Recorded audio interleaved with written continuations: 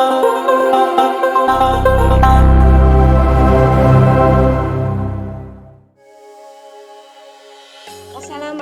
warahmatullahi wabarakatuh. Selamat pagi anak-anak. Semoga semua dalam keadaan sehat selalu. Baik, kali ini Bu Eti akan menjelaskan materi P5 yang berjudul Pahlawan Masa Depan adalah Gen Z, bagaimana remaja yang siap menghadapi tantangan. Baik, yang pertama, bagaimana sih caranya? Yaitu kembangkan pola pikir positif. Di dalam diri kita harus timbul adanya kemampuan diri sendiri dan yakin bisa mengatasi rintangan masalah. Jadi kita harus percaya pada diri sendiri bahwa setiap kali kita dihadapkan suatu masalah, kita bisa menyelesaikan masalah ataupun rintangan tersebut dengan baik. Kita generasi Z harus mampu mencoba hal-hal yang baru untuk mengejar impiannya. Manfaatnya apa?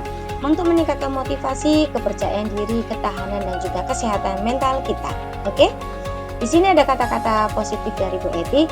I can will be positive, never give up, choose happy. Itu adalah kata-kata positif yang bisa kalian terapkan dalam kehidupan sehari-hari untuk memotivasi diri. Yang kedua adalah kembangkan pola pikir positif. Kita di sini disuruh membuat goal setting. Buat apa sih goal setting? Untuk memberikan arah dan fokus, lalu kemudian meningkatkan motivasi. Nah, untuk meningkatkan motivasi kita harus membuat tujuan sesuai dengan minat dan keinginan kita. Contohnya adalah hobi saya adalah menggambar, maka saya ingin 2-3 tahun ke depan menjadi seorang arsitek yang mana berkuliah di mana, lalu kemudian jurusannya apa. Nah, jadi itu harus sinkron antara goal setting tujuan kita sesuai dengan bakat dan minat kita. Yang kedua adalah membuat lebih produktif, menghasilkan rasa pencapaian. Hal ini dapat meningkatkan kepercayaan diri dan motivasi kita untuk menerapkan tujuan.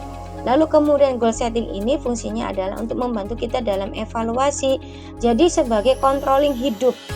Misalnya kita dalam keadaan lelah ataupun masih galau atau capek, kita lupa tuh tujuan kita apa. Nah, goal setting ini fungsinya untuk mengingatkan kita supaya kita kembali pada tujuan hidup kita yang sudah kita tulis atau yang akan kita capai. Baik ya, seperti di sini. Apa sudah paham? Jika sudah paham, saya akan melanjutkan materi selanjutnya. Yang kedua adalah mempelajari keterampilan baru. Nah, ini keterampilan baru ini artinya kita harus keluar dari zona nyaman. Biasanya kita nggak berani tampil di media sosial. Oke, sekarang harus berani tampil di media sosial. Diasah cara bagaimana berbicara, bagaimana cara tampil di forum atau di publik. Nah, di sini cara mengidentifikasinya bagaimana? Identifikasi minat dan bakat kita apa? Sesuainya apa? Contohnya kita suka, misalnya saya sukanya main bola basket. Nah, maka bakat kita ada di basket. Besok cita-citanya apa? Mau jadi pemain basket atau jadi guru olahraga. Nah, itu kan artinya sinkron antara minat, bakat dan juga nantinya lari ke dalam misalnya mencari kuliah ataupun di bidang pekerjaan. Lalu kedua, cari tahu keterampilan apa yang berhubungan dengan minat. Contohnya, jika kita suka musik, kita bisa belajar bermain gitar atau membuat musik elektronik. Yang nomor 3, temukan sumber belajar.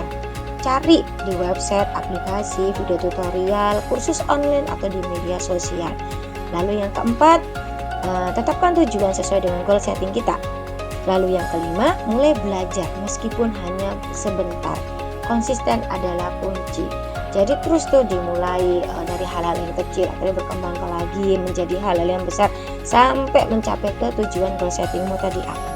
Lalu yang keenam adalah rayakan kemajuan. Jadi kita harus adakan self reward atau penghargaan pada diri kita ketika kita sudah mencapai goal setting kita. Contoh, 2 hari lagi saya ingin mendapatkan nilai 100 di mapel sosiologi. Ternyata tercapai goal settingnya. Nah, maka misalnya merayakan, contohnya adalah yang hal positif, misalnya memberikan penghargaan untuk diri kita atau misalnya membeli kopi atau apa. Nah, itu kan salah satu hal-hal yang kecil untuk self rewardnya. Next, manfaatkan teknologi dengan bijak.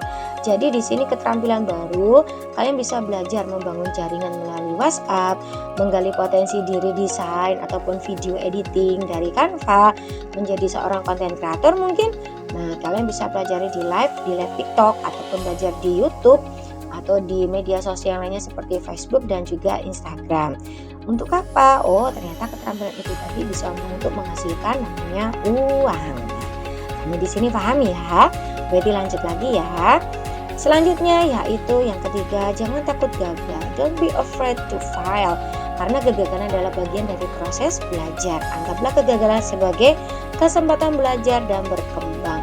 Butuh proses dan pasti akan ada kesalahan. Tidak mungkin kita ketika akan menjadi sukses kita jalannya mulus, lalu dong ada namanya kegagalan. Itu untuk proses pendewasaan dan juga untuk proses belajar kita menjadi lebih baik lagi. Nah, lalu kemudian jangan mudah menyerah. Jadi ada dua kata-kata ajaib nih. Don't worry, be happy. Don't be afraid to take risk. Nah, artinya adalah kalian harus terapkan ini ketika kalian mendapatkan kegagalan. Jangan khawatir, aku akan bahagia dan saya tidak takut gagal. Karena sebentar lagi kesuksesan saya ada di depan dan saya harus raih itu. Nah, itu yang harus kalian cantumkan dan tanamkan di dalam pola pikir kalian. Oke? Next. Pantang menyerah atau never give up. Tetap semangat dan terus berusaha meskipun menghadapi kesulitan.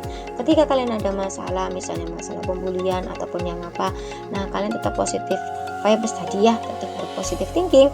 Jangan mudah menyerah. Dan bagaimana sih caranya biar kita tidak pandang menyerah? Satu, tetapkan tujuan yang jelas. Nah, terus kemudian tetap istiqomah, fokus supaya kita termotivasi. Yakinlah pada diri sendiri. Yes, I can. Saya mampu, saya bisa. Saya bisa daripada yang lain. Saya akan prove it. Saya akan buktikan diri saya. Lalu kemudian buatlah rencana. Jadi tidak mungkin ketika kita menjadi sukses tanpa rencana. Semua ya, rencana adalah ada pada mana? Yaitu setting kita untuk rencana-rencana ke depan kita supaya sukses. Atur langkah-langkah yang perlu kamu ambil. Misalnya berisiko atau tidak. Kalau berisiko, aku akan mengambil alternatif langkah yang lain. Bersikaplah positif, belajar dari kegagalan, lalu bersabar karena mencapai tujuan membutuhkan waktu dan usaha. Bersabarlah dan jangan mudah menyerah. Lalu mintalah bantuan. Kamu nyaman dengan siapa untuk bercerita? Misalnya kamu terjadi permasalahan atau terjadi sesuatu yang mengganjal sehingga kamu tidak bisa move on atau tidak bisa maju ke depan untuk melanjutkan goal settingmu, cerita sama orang-orang yang berkompeten di dalamnya. Misal orang tua ataupun guru ataupun teman gitu ya, untuk membantu agar tujuanmu tercapai. Selanjutnya, belajar dari pengalaman, learn from experience. Artinya adalah pengalaman adalah guru yang berharga. Jadi kita belajar berdasarkan pengalaman. Oh iya, kemarin aku kurang belajar sehingga ulangan aku dapat nilai yang jelek. Apa caranya? Oke, saya harus supaya tidak dapat nilai jelek, maka saya harus belajar lagi. Jadi harus dievaluasi ya. Buat apa sih? Untuk meningkatkan pembelajaran, meningkatkan pengambilan keputusan, meningkatkan akuntabilitas, yaitu mengevaluasi, memastikan bahwa individu, organisasi, atau program bertanggung jawab atas kinerjanya untuk meningkatkan motivasi. Nah, manfaat refleksi, jadi kan setiap kali Bu Eti pembelajaran kan selalu, ayo nak, habis pembelajaran refleksinya apa nih? Nah, ini manfaatnya apa refleksi? Nah, satu, meningkatkan kesadaran diri termasuk kekuatan, kelemahan, nilai-nilai dan keyakinan. Habis itu yang kedua adalah meningkatkan pembelajaran. Oke, saya harus di sini, saya tidak boleh ini, saya begitu. Nah, itu untuk mengevaluasi ya. Meningkatkan pemecahan masalah, lalu kemudian meningkatkan pengembangan kepribadian atau pribadi. Di sini ada catatan, evaluasi memberikan data dan informasi dapat digunakan untuk melakukan refleksi. Refleksi di sisi lain membantu individu untuk memahami makna pembelajaran yang diperoleh. Jadi kalian harus mengembangkan refleksinya, checklist kalau perlu untuk membantu program kalian supaya goal setting tadi tercapai ya. Lalu kemudian 6, bekerja samalah dengan orang lain. Seperti yang kalian pelajari di sosiologi, kita tidak bisa sukses tanpa bantuan orang lain karena definisi manusia adalah makhluk sosial, tidak bisa tanpa bantuan orang lain. Nah, di sini kenapa saya mencantumkan bangunlah jaringan atau network. Nah, network ini adalah orang satu ketemu dengan orang satu lagi, kemudian berkembang lagi. Nah, ini namanya jaringan. Contohnya jaringan kalian sekarang ada di kelas 10. Besok di kelas 11 berganti lagi teman, nambahkan jaringannya karena teman baru. Di kelas 3 nambah lagi, belum lagi tambahan teman-teman yang dari luar. Nah, Nah, itu adalah jaringan. Nanti jaringan di sini akan bekerja jika kamu membutuhkan bantuan misalnya, "Oh, tolong dong aku, carikan pekerjaan, kamu ada nggak lowongan pekerjaan?" Tanya ke sana ke sini. Ini jaringan di sini akan, bekerja untuk kalian. Next, di sini ada kata-kata stop bullying. Artinya apa? Dengan adanya bekerja sama dengan orang lain, pembulian meminimalisir pembulian yang terjadi di masyarakat. Nah, di sini bully di sini adalah Bu Eti bagi ya, semua orang berhak mendapatkan rasa hormat. Jadi, kalau kalian terjadi pembulian, speak up. Artinya adalah kalian harus berani menyuarakan. Ketika saya dibully, saya harus berani melawan. Saya harus speak up atau menceritakan kepada orang lain tentang pembulian yang terjadi pada diri kamu. Nah, ini setiap orang berhak mendapatkan rasa hormat. Kita semua memiliki latar belakang kepribadian dan kekuatan yang berbeda-beda. Jadi kalian tentang pembulian bisa melawan sesuai dengan kemampuan kalian. Kapasitasnya sampai di mana. Lalu kemudian kata-kata atau tindakan yang menyakitkan. Bully itu ada dua, bully verbal sama bully fisik. Ketika kamu bully fisik, nih contohnya, bully fisik mungkin ini bully verbal ya. Kalau bully fisik kalian fisik sudah ngerti ya, oh aku diancam, aku dipukul, aku diapakan, itu sudah fisik yang tampak. Kalau verbal itu biasanya tidak tampak. Contohnya apa? Kalian melakukan candaan atau body shaming, atau kebanyakan sih body shaming, kamu gendut, kamu jelek, kamu hitam, kebanyakannya juga rasis. Nah, itu kamu harus berani speak up, menyuarakan atau membela diri kalian karena kalian berhak untuk mendapatkan rasa hormat. Oke, jadi harus bisa membedakan ya, karena berawal dari verbal berakhir di fisik. Jadi jangan sampai ya anak-anakku semua melakukan kegiatan bullying atau dalam arti verbal.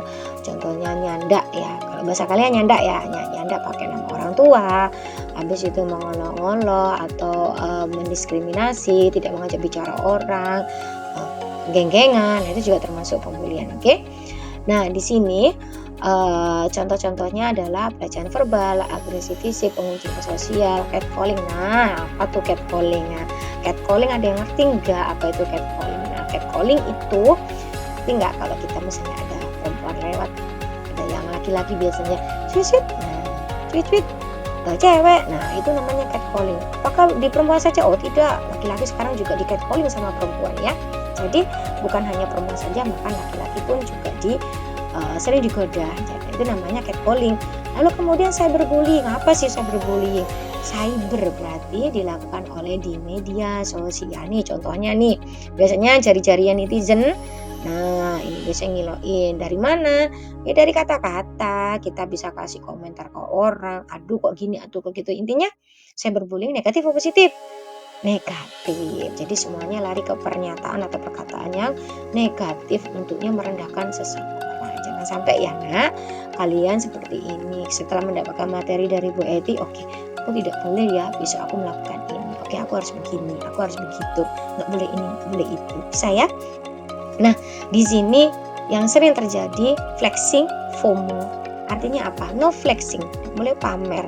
No FOMO, rasa takut tertinggal. FOMO itu apa sih? Rasa takut tertinggal. Flexing apa? Pamer. Oh, aku punya HP baru.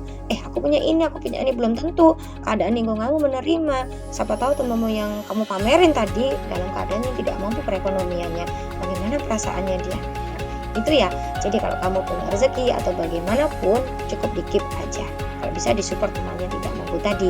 FOMO, rasa takut yang tertinggal.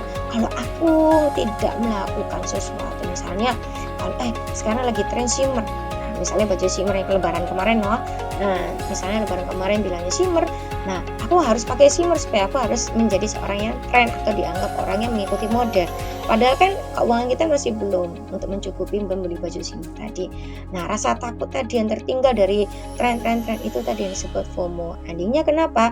Bisa melakukan sesuatu yang pokoknya keinginanku tercapai. Aku tidak peduli dengan lingkungan sosialku, yang penting aku harus bahagia, aku harus tercapai keinginanku. Dan jangan sampai ya itu terjadi ya akhirnya belanja terus. Nah, konsumerisme. Artinya apa? kamu belanja terus tidak sesuai kebutuhan. Contoh, dalam 1 minggu kamu beli sepatu yang gonta-ganti warna. Oke, Senin aku pengen pakai sepatu warna kuning, Selasa pakai warna biru, dan lain-lain. Jadi setiap hari gonta-ganti. Atau mungkin biasanya cewek-cewek lipstick, aku pengen punya lipstick yang warna ini, warna itu, parfum ini, parfum itu. Padahal satu parfum, satu lipstick sudah cukup. Nah, itu namanya konsumerisme. Lalu kemudian stereotip. Stereotip itu artinya pola pikir yang berpandangan negatif kepada seseorang. Itu jangan sampai ya. Biasanya stereotip ini diikuti rasan-rasan. Kamu tahu nggak? Dia itu gini. Nah, itu kan biasanya. Jadi pola pikir kita yang negatif terhadap sesuatu ataupun terhadap seseorang itu namanya stereotip. Jadi no flexing, no FOMO, no consumerisme, no stereotip. Bisa ya? Jadi kalian harus bisa melakukan ini semua di dalam hidup. No bullying. Bully berawal dari kata-kata verbal menjadi fisik. Oke, selanjutnya. Keluar dari zona nyaman. Nah, cobalah hal-hal yang baru, yang menantang. Jadi artinya apa? Jangan sampai kita senangnya mager. Nah, terus kemudian gini, ada gambar cermin. Nah, kita harus keluar dari zona nyaman. Kamu harus belajar. Bisa di hadapan cermin. Aku harus bisa berkomunikasi dengan baik nih. Bagaimana caranya? Aku belajar di depan cermin dengan cara ngomong sendiri. Nah, bukan orang gila, tetapi kalian mengasah kemampuan. Oke? Nah, kemudian ini ngapain nih orang ini duduk di sini? Nah, di sini ada orang duduk. Artinya apa? Insecure atau introvert. Salah satu bully terjadi atau kekerasan verbal terjadi, ya ini karena kamu terlalu insecure dan introvert. Biasanya sasaran empuk nih orang-orang yang insecure atau introvert untuk dibuat untuk ajang pembulian. Oke, ini sasaran yang tepat. Mari kita bully bersama-sama. Biasanya kan begitu ya, karena tidak bisa bergaul. Nah, di sini Ibu harapkan untuk kalian semua yang mempelajari materi ini supaya kalian sudah menjauhi namanya insecure dan introvert. Kenapa sih? Apa sih insecure itu? Perasaan cemas, tidak percaya diri dengan kemampuan nilai diri sendiri. Oke. Dari awal kan saya sudah bilang kamu berhak mendapatkan rasa hormat. Kamu itu orang yang spesial. Jadi kamu juga punya nilai plus daripada yang lain. Oke? No insecure, no introvert. Nah, lalu kemudian mungkin ini beberapa hal yang bisa dikembangkan agar siap menghadapi tantangan. Nah, keterampilan sosial. Kamu bisa belajar berkomunikasi secara lebih efektif, membangun relasi, tadi yang jaringannya nak, dan merasa nyaman dalam situasi sosial. Buat dirimu nyaman. Cocoknya dengan siapa? Jauhi lingkungan yang toksik. Karena tadi jika terjadi pembulian itu kan toksik ya. Udah, aku nggak mau bergaul dengan lingkungan ini. Tapi tetap berbaik ya, bukan arti toksik. Habis itu kamu juga ikut mengilok-ilokkan ke teman-teman yang lain. Oke, jangan seperti itu. Biar kamu cukup diam, amati, lalu kemudian jika ini lingkungannya membawa sesuatu yang toksik, maka aku harus mengganti atau mencari circle yang positif. Lalu kemudian kepercayaan diri, bangun nilai percaya dirimu. Bisa membangun nilai percaya diri, menggali kekuatanmu. Potensimu ada di mana? Kembangkan, temukan itu. Karena kenapa? Jika orang membuli kamu, dia akan berhenti pembuliannya jika satu kamu sukses dan berprestasi. Oke, jadi lawan dengan prestasi. Pembulian tadi tidak akan terjadi. Oke ya nak ya. Lalu kemudian merayakan pencapaian Anda. Terakhir, kemampuan mengatasi rasa takut. Nah, otomatis kalau kamu lagi dibully, takut nggak kira-kira? Oh, takut jelas. Tapi bagaimana cara mengatasi rasa takut? Semakin kamu takut dibully, semakin kamu akan terus besoknya akan dibully. Jadi lawan pembulian tadi. Jadi seolah-olah kamu ketika terjadi pembulian, kamu bisa mengatasi semua rasa takut. Aku mampu, aku bisa. Jadi kamu sudah tidak bisa membuli aku lagi. Itu ya. Semua orang mengalami rasa takut, namun kamu bisa belajar untuk mengatasinya dan untuk bagaimana cara mengambil langkah untuk maju. Gitu ya. Ini adalah salah satu contoh gambar-gambar pembulian yang biasanya terjadi di kalangan kita. Di sini kamu bisa lihat bagaimana harus bersikap. Banyak tuh kasus-kasus pembulian yang di luar sana, baik di Pasuruan ataupun di luar. Nah, itu bisa menjadikan tolak ukur kita. Oke, kita harus menjadi remaja yang bagaimana?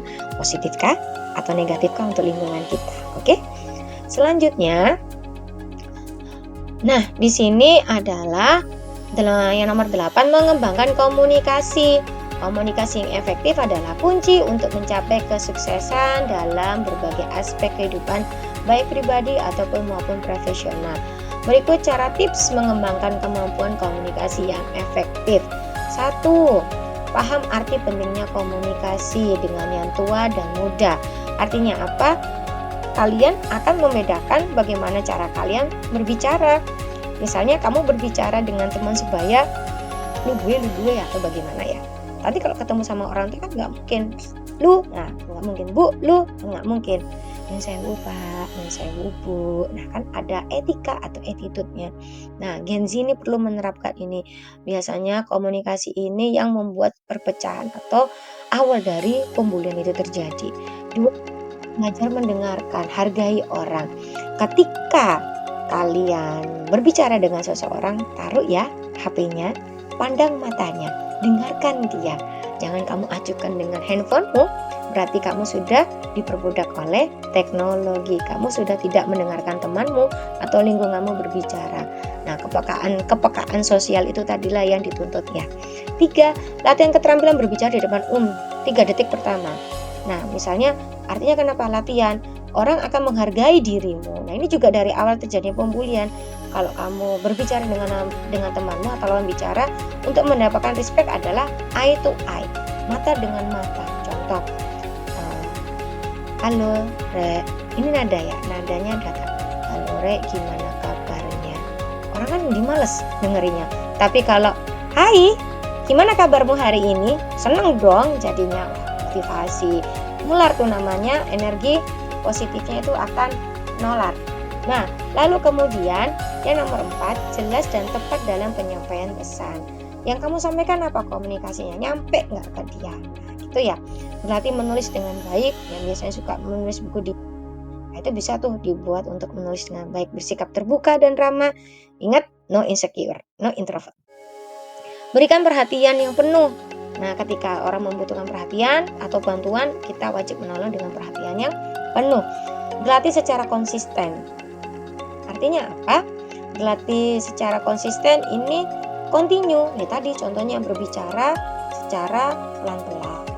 Nggak boleh kesusu, intonasinya diperhatikan, body language-nya bagaimana. Di situ nanti orang akan menghargai kita. Oke? Lalu kemudian meminta masukan, terus belajar.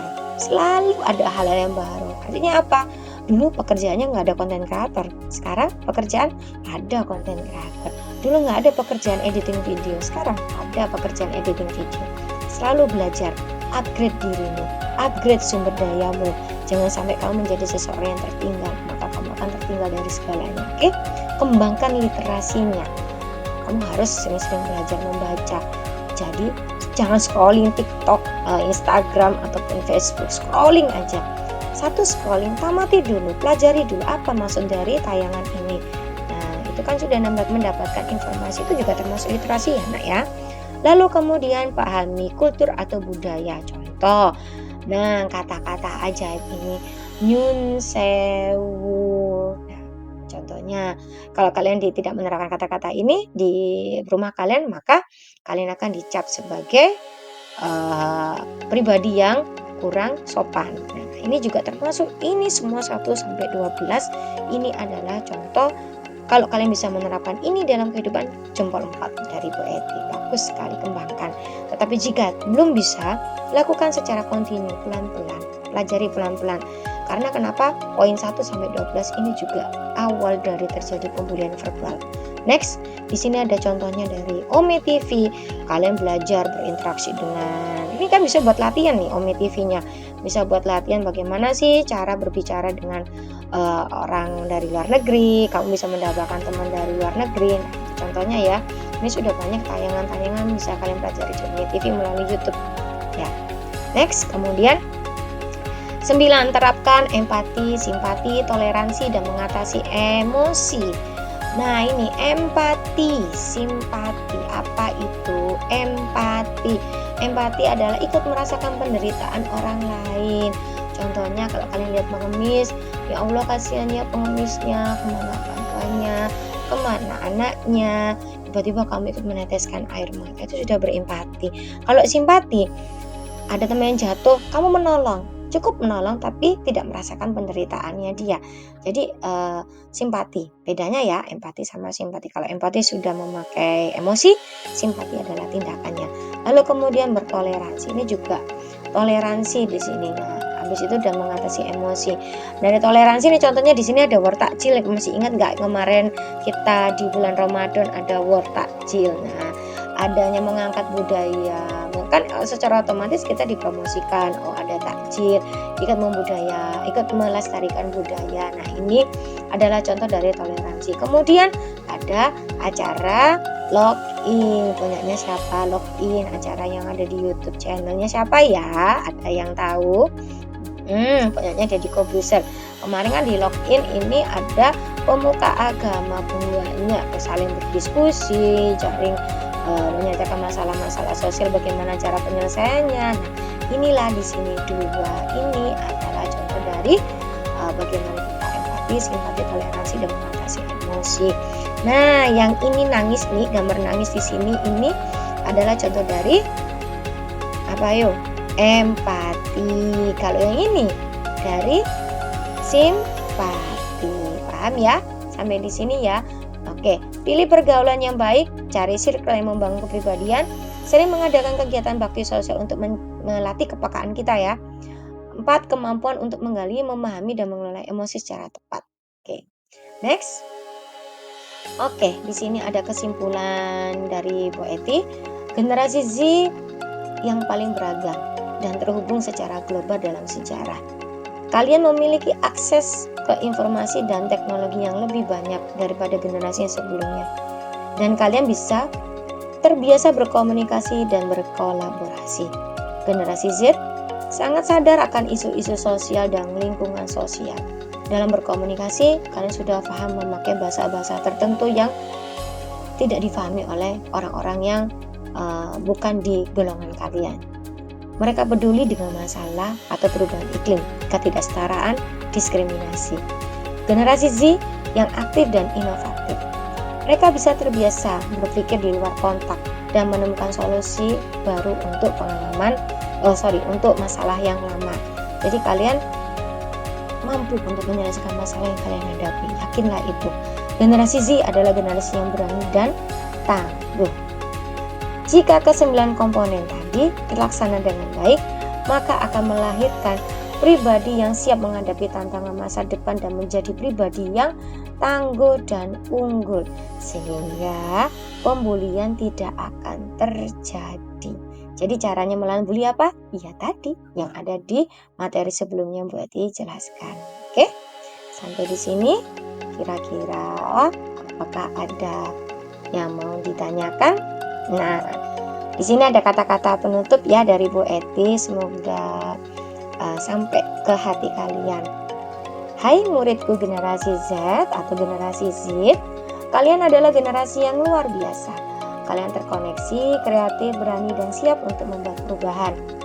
Kalian hidup di dunia yang penuh dengan tantangan, tapi kalian juga memiliki kekuatan dan potensi untuk mengatasinya.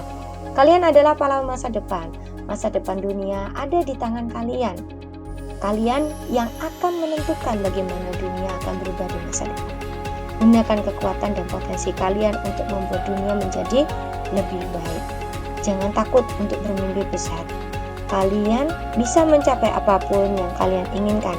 Percaya pada diri sendiri, jangan pernah menyerah pada mimpi kalian. Satu tambahan lagi dari Bu Eti, hindari bully, jangan lakukan pembulian kepada orang lain, dan lawan bullying yang terjadi di lingkungan sekitar kalian. Oke, sekian materi dari Bu Eti. Semoga apa yang kalian simak di materi kali ini, semoga ada manfaatnya.